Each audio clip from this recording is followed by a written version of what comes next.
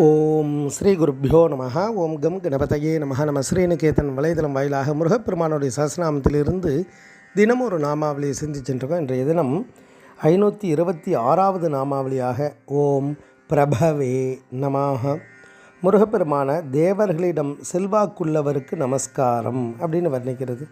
பிரபு அப்படின்னா எஜமானன், அதிகாரி, பிரபு ஆள்பவன் அர்த்தம்.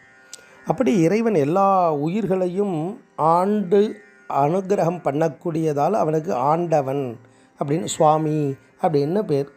அவருக்குள்ள எல்லா சக்தியும் அடக்கக்கூடியவர், எல்லா உயிர்களுக்கும் சக்தியை கொடுக்கக்கூடியவர் அப்படின்ற அர்த்தங்கள் எல்லாம் பிரபுன்ற நாமத்தால் இந்த இடத்துல வர்ணிக்கிறார்.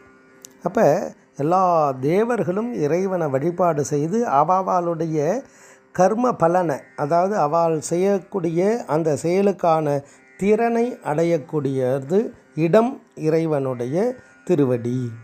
அப்பேற்பட்ட அந்த திருவடி உடையவன் இறைவன், எல்லாத்தையும் ஆள்பவன் அர்த்தம். அப்பேற்பட்ட அந்த இறை அருள், அதனால்தான் ஏமானன் ஆம்பிமலா பொய்யாயன எல்லாம் போயகல வந்தருளி மெய்ஞானமாகி மிளிர்கின்ற மெய்ச்சுடரே அப்படின்னா வர்ணிப்பார் திருவாசகத்தில். அந்த பரம்பொருள் நம்ம எல்லாம் ஆளக்கூடிய அந்த பரம்பொருள் பல துன்பத்தை அடையக்கூடிய இந்த ஜீவாத்மாவுக்கு தன்னுடைய திருவடி ஞானத்தின் மூலமாக நமக்கு எல்லா பாக்கியத்தையும் கொடுக்கக்கூடியவர். நம்மளை ஆண்டு நமக்கு கிடைத்தேற இந்த ஆத்மா உயர்கதிக்கு அழைத்து செல்லக்கூடியவர் எல்லாமே பரம்பொருள் தான். அப்பேற்பட்ட அந்த குமார பரமேஸ்வரனை திருப்புகழில் அடியார்கள் இவன்னா அவ்வளோ அழகாக வர்ணிக்கிறார்.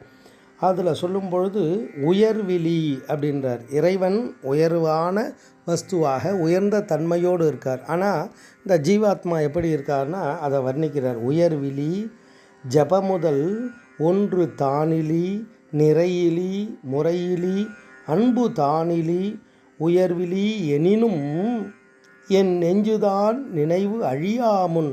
இந்த நெஞ்சு தான் நினைவு அழியாமுன். இந்த ஆத்மாவுக்கு இந்த நான்ற அந்த எண்ணம், தான்ற எண்ணம்னா இருக்கும் பொழுதே அந்த நினைவும் அழியாமுன் ஒரு திரு மரகத துங்க மாமிசை ஆறுமுகம் ஒளிவிட வந்து இறைவன் வந்து அனுகிரகம் எப்படி பண்ணணுன்றார்னா, நான்மறை உபநிட மதனை, நான்மறைகளும் வேதங்களும் உபனிஷதங்களையும் விளங்க நீ அருள் புரிவாயே. அந்த உபநிஷதங்களெல்லாம் விளங்கும் பொழுது, நமக்குள்ள விளக்கும் பொழுது இறைவனுடைய பேர் அருள் நமக்கு கிடைக்கும். அப்பேற்பட்ட அந்த உபநிஷதங்களை விளங்க இறைவனுடைய அருள் வேண்டும்.